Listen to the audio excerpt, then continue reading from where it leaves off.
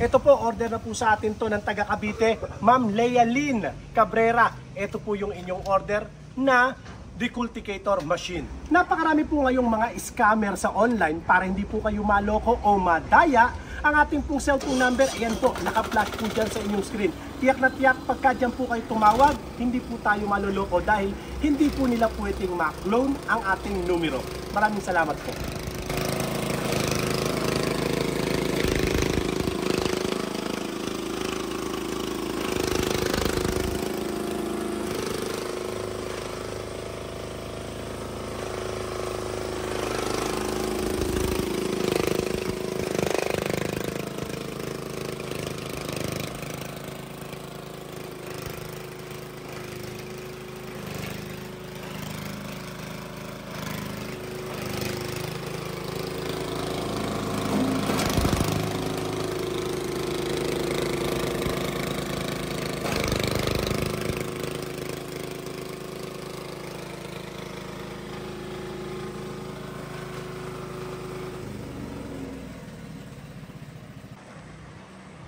Tingnan nyo po kung gaano po kalinis ang gawa po ng kanyang fiber.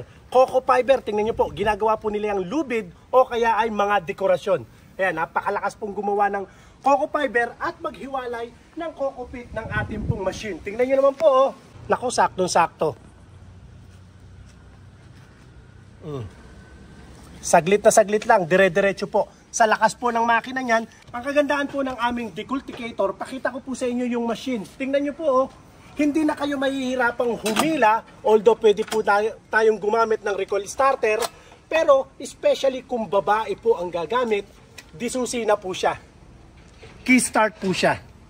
Ito po, oh. Para lang po kayo nagpaandar ng sasakyan. At ang kagandahan po niya, napakalaki ng makina po natin. Tingnan nyo po yung makina. Kahit ikambas nyo muna po.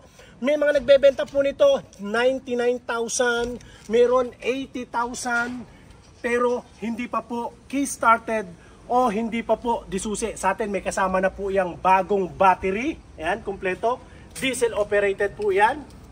At Yama po ang makina. Sa halagang 65,000 lang po, meron na po kayong diesel operated na decultivator machine. Maraming salamat po sa lahat po ng mga interesado. Pwede po kayong mag-message sa ating pong Facebook page o kaya ay mag-comment sa ating pong YouTube channel. Tandaan nyo po, para hindi po kayo maloko sa online, napakarami po ngayong mga scammer sa online, para hindi po kayo maloko at kadiskarte po talaga ang inyong kausap, dito lang po sa cellphone number natin, kayo makikipag-usap dahil yan po ang ating official cellphone number. Pag hindi po number po namin, huwag kayong makikipag-usap at nagpakilalang Diskarte Pinoy TV.